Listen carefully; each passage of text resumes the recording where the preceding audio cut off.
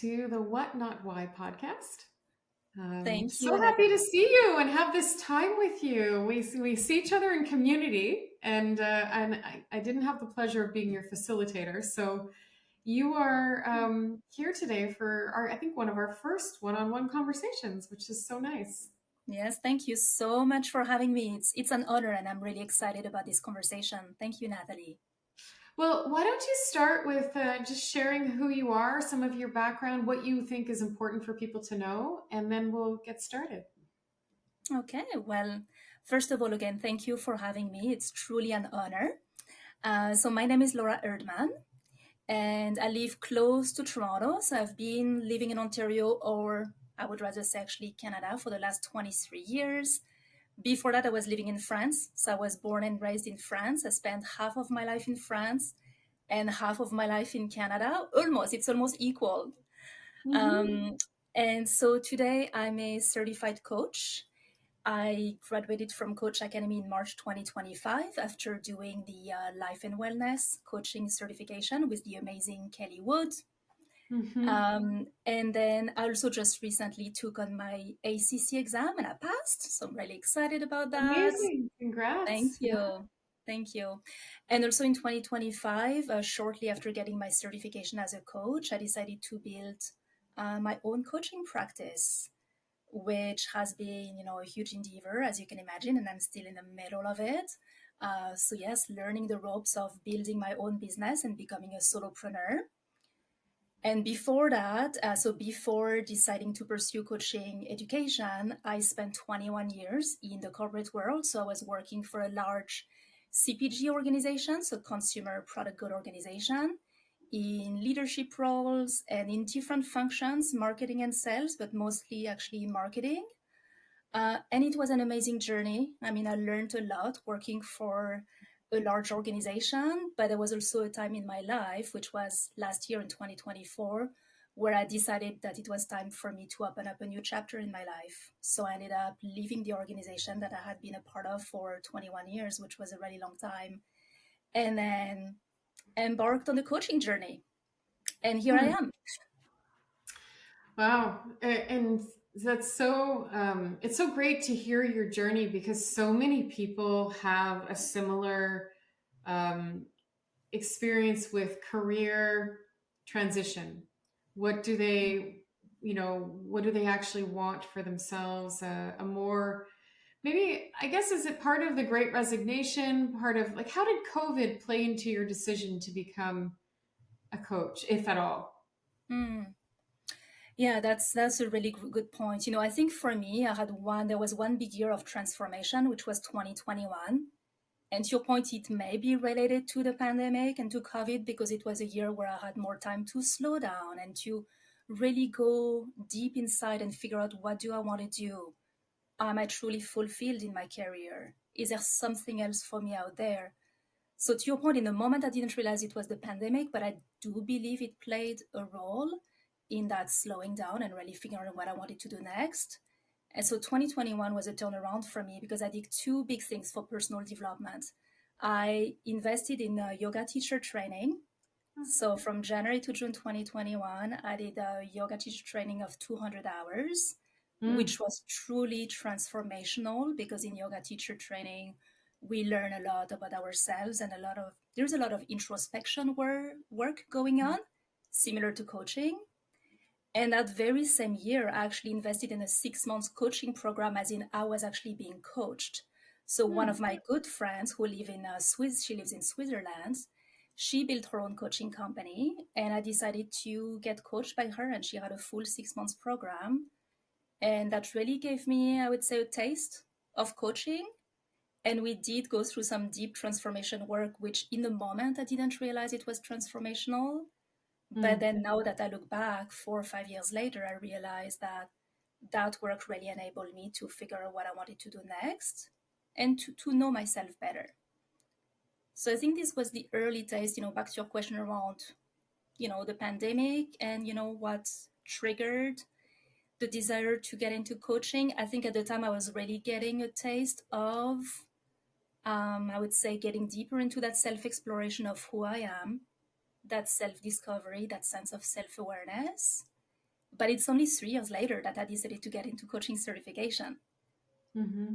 It just gave me a flavor at the time, but I think it happened for a reason. And to your point, if the pandemic actually hadn't happened, I'm not sure I would have taken the time to slow down, because I had been on autopilot for many, many years, working for corporates, busy Monday to Friday, working evenings, working weekends, raising my children, and life was going at a very fast speed. And I think in 21, when I had a chance to work from home and see life a little bit differently, I took the time to really figure out what I wanted to do. At the time I was 43. Yes. And I realized, okay, what do I really want to do in my life? Is that it? Do I want to work for corporate forever? Or do I actually want to discover what else is out there and really figure out my purpose and what brings me joy? Mm-hmm. Yeah. Well, I'm hearing the word transformation a lot in what Mm-hmm. you're saying, and I wonder what that means to you. Like when you talk about transformation, what does that look like in your life right now? Yeah, that's a great question. I think for me, transformation is living a life that feels aligned with who I am. And if I look back, the first 20 years of my career, I think I was really fulfilling expectations of others and maybe what society was expecting me to do, what my parents had been expecting me to do. I went to business school, I studied marketing, I worked for an organization, I worked in marketing. But had I really done the inner work to know, what do I really want? What are my values? What do I love? What gets me out of bed in the morning?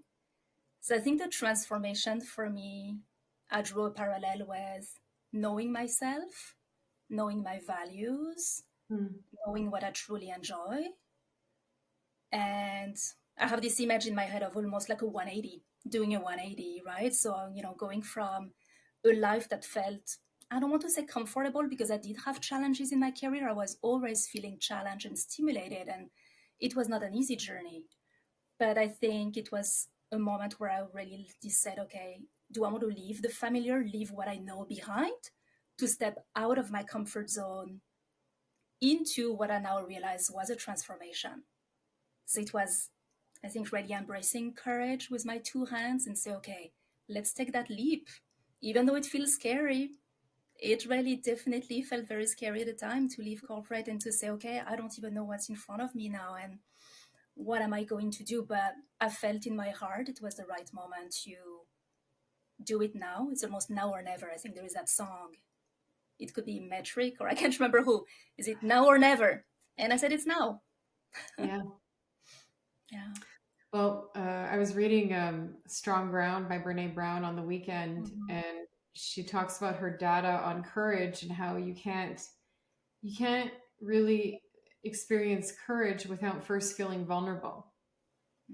Vulnerability has to precede courage to call it courage, right? Otherwise, if it's not, doesn't challenge you, if it's not going to change you, is it really courage? So this idea that you said you felt, like a bit um, uncertain or whatever, I forget the word you used, but that sounds like courage. And I wonder, like, when you talked about knowing what you knew then compared to what you know now, what has shifted in your knowing about like yourself and what you want and what's important about life?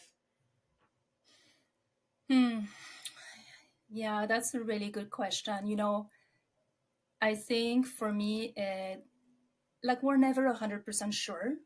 We never know exactly what's ahead of us, or there is never a right time. Sometimes people say, okay, I have to wait for the right moment to do this, to get married, to have a child, to change job. And we're never 100% ready. So I think Mm-hmm. for me, that's what I think of when I think of knowing, is following my gut, following my intuition. And I don't need to have all the boxes checked. And sometimes just taking that leap of faith, even if I don't know exactly what's going to be the path ahead. So that's where I really feel, it's that stepping into the unknown. So the past is known, I've done it, and it feels comfortable. But then I think in a way it's exciting to step into something that's still unknown, where we don't really know where this beautiful journey of life is going to take us. but I believe there are many different chapters in that book of life. And so for me, it's really about that exploration. What else is happening, and how can I be the author of my own story instead of that story being written for me? Yeah. Oh, there's so many things. I feel like we're in a coaching session. I want to ask you about the book of life. If you were to Well, open a page in your book of life and it was a page of, well, actually, in the social media, we posted one question, which is, what does legacy mean to you? And I wonder what your book of life would tell you what legacy means to you. for me, when you say that, the word connection comes up, human connections. I really believe in the power of human interactions and deep relationships. So when I think of my legacy, I think of, can I make a difference one person at a time? Even if it's not right away 10 people, 100 people, 1,000 of people, but one person at a time, can I make a small difference and help people live more meaningful lives in harmony with who they truly are? So that's what I think of when I think of legacy. And actually, 4 years ago, when I was coached, I did a really interesting exercise with my coach around. Are you familiar with the ikigai, the concept of the ikigai? Yeah. So we did a whole ikigai exercise, which took 5 to 6 coaching sessions. And at the time, it was really about thinking about, what is it I really love doing? What is it that I'm really good at doing? What contributions to the world do I want to have? And what can I be paid for? Just to paint the picture for whoever is listening who may not be familiar with the ikigai. And at the end, that enables us to get to our purpose. And I'm not a huge fan of the word purpose, because I find it can be intimidating at first when somebody says to us, okay, what's your purpose? But really, when I did this ikigai exercise, it really enabled to zoom in then on, based on everything I know about myself now, what do I feel my legacy to the world can be, or my purpose or my meaning, whatever we want it to be. And for me, it was all about harmony and transformation. So helping people live more harmonious lives, which to me means living a more authentic life, which is really true to their personal values and how they want to contribute to the world. Yeah, so back to your question around legacy. When I think legacy, I think of purpose, and it feels sometimes very far, but I try to deconstruct it in smaller, what can I do tomorrow? What can I do in 2026? Or one step at a time, one person at a time. Yeah, I have a tendency to break my life down into the next 18 hours. What can I do in the next 18 hours? I like that. And Yeah. actually, it helps me because it keeps like big dreams reachable. When you know that you can work at them, it's in the hours that you have every day that you achieve what you want, right? So that in coaching we call it going from macro to micro. This shift from macro, from the wide lens to the narrow lens, to support, like you say, one person at a time, which in the grand scheme of things may end up being 1,000 people. But when you focus on the one, you are living your dream. You are living your purpose in that one life that you get to alter, right? So this is really neat.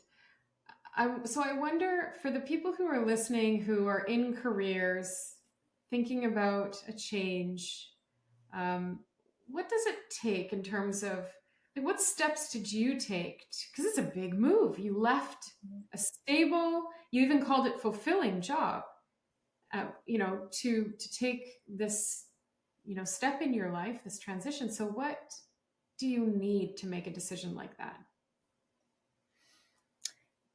That's a really good question, because obviously it actually took a long time to come to that decision. I think for me, it had been brewing inside me for a couple of years already.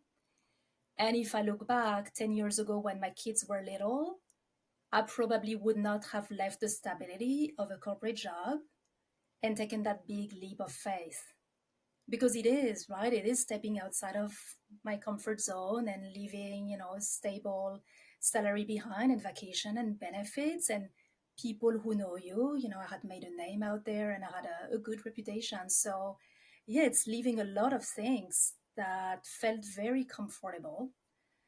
So I had been thinking about it for a few years.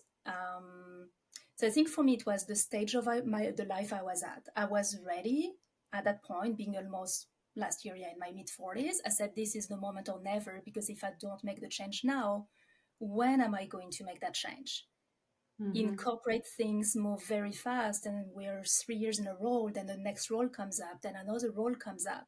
So when we don't take the time to pause, it's easy to stay on autopilot and to keep going for many, many years. And before we realize that we're 55, 60, 65, and then it's time for retirement, maybe. So I wanted to slow down the train. For me, there was also a lot of deep reflection work on my personal values. So that's what I would advise anyone, listening to this and thinking about it is, what do they truly believe in? What's important for them in life? What are their personal core values that they live by? And Mm-hmm. if today they feel in alignment with those values, it's amazing. Maybe they don't need to make a change. But if something is pulling at their heart or telling them there's a little bit of a friction or a tension, and they may not be in alignment with what truly matters to them, then I would invite them to really do that deep reflection work, maybe getting a coach and actually doing that self discovery about, am I in the right place? Am I on the right seat on the bus? Am I truly leveraging my strengths and my qualities in my profession, in my life? And am I doing what brings me joy? And I think for me, for the first 20 years of my career, being in corporate did serve me. I was getting fulfilled. And then there was a time where I was no longer aligned from a personal value standpoint with, I would say, the nature of the role on a day-to-day basis and some of even the direction the company was going into. And I would say when we listen to our body, not only to our mind, but to our body, and we check in with, how am I feeling? How is Mm-hmm. this feeling in my body today? I was already having some early signs that maybe it is a time for a shift. Maybe it is a time to see what else could be out there. And um, I would invite people as well to talk to others around them who have taken the journey. So either it could be talking to a coach, or talking to a good friend, or talking to people in their life who may have done a change. And it doesn't have to be a 180 change, but somebody who may have changed career, and seeking perspectives. So at the end, I would always listen to our true inner voice, what our voice is telling us to do. But there's also a lot of value in interviewing people, getting different perspectives, and yeah, expanding the way we think instead of staying into our bubble. It's easy to stay in our bubble and stay on the same tracks of the train. So I think, yeah, expanding our perspective, and in the end, listening to our gut feeling. Laura, I'm curious to know, what is the role of community from your perspective in personal and professional growth? I think community is really, really important. We often use the term networking. I love the term community. Actually, I think it's a lot less intimidating for people. Hmm. And it's really interesting to seek different perspectives. Very often we can be into our own job, in our own career, with people from the same industry. But I think if we really truly seek different perspective, and having a chance to really challenge the way we think, community can really help us expand our perspective. But also, and I'm thinking now as an entrepreneur, it helps us feel a little bit less lonely. Hmm. Especially when we step out, in corporate, I had a lot of colleagues, I had a support network. When we step on working on our own, some days can feel lonely. So I think reaching out to either like-minded people or people who are actually living the same thing and can support or point us in the right direction when it comes to resources, or just sometimes be there to listen to us when we need it. So for me personally, the Coach Academy community has been very instrumental in keeping me motivated and helping me in terms of getting those different perspectives I was seeking, and meeting people at different, I would say, stages of their personal development. So if we think of the community at Coach Academy, some are students, some are alumni, some are very successful entrepreneurs that may have taken the program 5 years ago. And so that's the richness for me, at least at the time when I was a student, and even today, to be able to look at people who are at different stages and seek some support, or even just seek a conversation. And the community is extremely supportive. It's interesting because we could think that with so many coaches out there, everyone wants their piece of the pie, but it's Mm-hmm. not at all actually how I feel. It's really about collaboration and not competition. So that's, I really enjoy that part of the coaching community and seeing how everyone wants us as coaches to succeed and to find our own clients. Yeah, I think that's an important point that you're making. Because we often say in our programs that we're not here to compete against each other. We're here to learn from the shared experience. I mean, I think what Mhm. community brings is that we are smarter together than we are apart. That element of loneliness, we know through connection we rise. And so connection is a pathway to growth. And, I know for myself that I need like minded people around me to share ideas, to challenge my ideas, to Yeah. like get into debate with. It makes everyone better when we do that, when we share Mhm. perspectives and we challenge each other to step up to the table, to invite curiosity, even in the face of a different opinion. And that's what I've experienced in our community. And I was just thinking, like you said, that loneliness piece. And I remember the first ideas of community came when I started to grow a coach academy, and we started to bring facilitators together who were coaches that had been practicing for 15 some longer years and had developed their own practice, but realized how lonely they were in their own practice. And so I came to this idea of community even before business. It became about building community so that coaches could come together to learn and grow and get better at qualified, certified coaching. That part is important to me, right? That qualified, certified, trained coaches who are practicing under the ICF umbrella in an ethical and responsible way.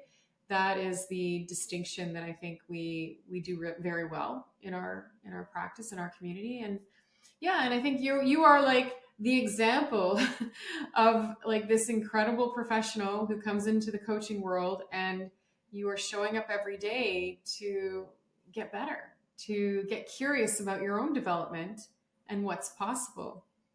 And that shared knowledge that happens within the community is priceless. Like it really is. You get to meet people from all over the world. Mm-hmm. Yeah, and it's amazing to see that some of those relationships turn into friendships. Mm-hmm. I mean, I have quite a few examples of that, in my own cohort, and some people that I became really good friends with. And my story is not unique. I've talked to many coaches who are still in touch with their cohort many years after, or Mm-hmm. even with people outside of their cohort that they may have met through the influencer or through the mastermind. And I think it's just that feeling of people do enjoy that sense of belonging, of being part of something bigger and having that same purpose. We all want the same thing, which is to serve and help other human beings and help them through that transformation. So yeah, the friendships it's something I was not expecting back a year ago. But now when I look back 12 months later, I've made new friends in my life. And yeah, that's an amazing feeling. Mm-hmm. Yeah, and we've done an informal survey in our community of the people who have memberships who stayed connected to their learning after their program ended have expressed more success in achieving their goals to become certified, to develop, whether it's a side business or a practice in coaching, or to use the coaching skills every day as a team leader or manager. I've seen that, the responses compared to people who are not Mm. members or paid members to continue that learning and connection to the competencies. Because I think that, and it's embedded in the core competencies now with the updates to our responsibility for a coach mindset. Right. As coaches, the competencies from the ICF now state that there's a requirement for coaches to stay connected to learning, Right. because we know that this is a journey of becoming, not arriving. We don't just Mhm. get somewhere. We don't just become a coach. We have to continue the cultivation of that mindset and skill and strategy. So that all of those things, Yeah. come to life in what you're saying about community. And it's so great to hear that you've made some friendships along the way. Yeah, no, it's been really fulfilling and very enriching, and I intend to continue to build those relationships. Yeah, it goes definitely beyond purely coaching. It helps all of us, yeah, feeling more fulfilled, and hopefully even at some point seeing each other in person with some some people, which is amazing too. Yeah. Hmm. And so, what's next for you? I've heard you talk about yoga as well as coaching. What does the future look like for you? Yeah, so this year I would say has been a year of setting the foundations. So putting everything in place to build my coaching practice. So as you know, there's so many steps involved between building a website, building a brand, building my messaging, showing up on social media, trying to figure out also what social media platforms, and then networking as well outside. So I think just having a good balance of social media, but also finding those opportunities outside. So if I think of this year, it's really been building those foundations and also experimenting and testing. So over the summer, I built a little bit of a pilot where I had 5 coaching clients. And the purpose was exactly that. It was learning the ropes of coaching, getting 5 clients outside of the coaching community. And that was a really good motivator for me to put in place everything I wanted, such as having a really good coaching agreement, having an intake form, developing some of the tools that I'm sometimes sending in between sessions to clients, some journaling prompts and tools.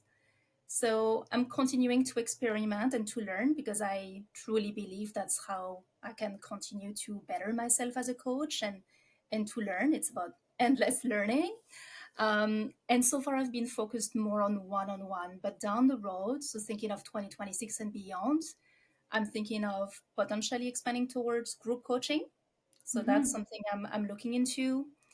Um, Potentially as well looking into neuro linguistic programming. I've heard some coaches talk about it and how NLP can really bring a lot more depth, I guess, to the coaching conversation and really understanding the client even on a deeper level. So that's something that I'm interested in. And to your point about yoga, for me, it's really about weaving in yoga and mindfulness into my coaching model.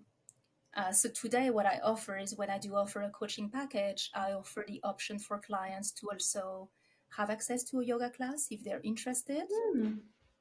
And then I also Nice. have training in mindfulness techniques or breathing techniques. And I really find there is a clear link between coaching and mindfulness when we think of presence, when we think of self awareness, self discovery, curiosity. Um, so that's how I look at the client is really that holistic person, the client in front of me, thinking about body, mind, and soul. So that's all the integration I would like to continue to put into place is weaving all of that in and really showing clients how it's a complete holistic approach versus just one approach. It's not for everybody. Some clients may not be interested in yoga, but it's something that I want to offer in case somebody wants to get a taste for it and see how it complements what they're doing through coaching. Well, like we say as coaches, it's the invitation. Hmm. You offer you extend an invitation, and if a person wants to, they will partake in the yoga. But the idea of having that available is wonderful. It's different. It feels different than and you can do that on a virtual. I don't know if you mentioned that, but Yeah. can you do it on a virtual setting? Okay. Yeah, exactly. I can do it in a virtual setting as well. So it can be very flexible. It also Mhm. can be short, 20 minutes, half an hour session. It doesn't have to be a full hour commitment. It's typically a private class, so there is no, how to say, even for somebody who is a beginner, it is very accessible.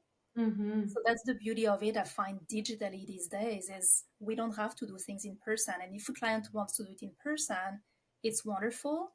But I love now the global aspect of there is no frontier. I can teach in Canada. I can teach in France. I can teach across different time zones, and blending both coaching and yoga together in that approach. So there's a lot of flexibility. Yeah, that's wonderful. So, I mean, we're running out of time. I have another engagement, of course. That's okay, of course. I've enjoyed so much this time with you, and I'm curious. Well, I always ask the same question at the end lately of the podcast, which is if you had one question that you could ask the universe and get the answer to the question, what would you ask?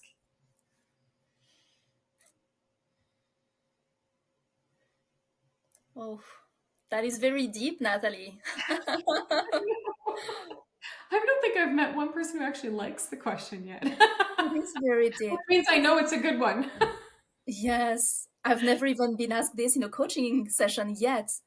There's something for me that comes around possibilities, something like what if, or what are the possibilities ahead? I think possibilities are endless. So actually my question would be, what if? I would keep it simple. What if? Oh, I love that. Yeah, very simple. And in my mind, it goes around possibilities and what the universe can bring, and why not? And anything is possible. Yeah, Yeah. that's great. Thank you for the good question. I'll have to ponder more on it. Yeah.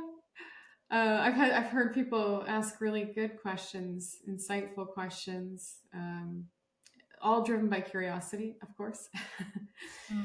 And so, if you were to tell people one important thing about coaching that you feel people should know, like about your experience being trained as a coach, what was one sort of insightful moment that you want to share?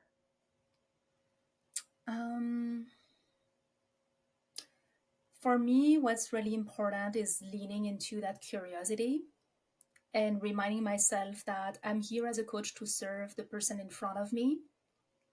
So learning to put our own ego aside, our own judgment aside, and really focusing on the person in front of us. So I remember one session where I was really attached to an outcome, or I wanted to make sure I was bringing value as a coach to the conversation.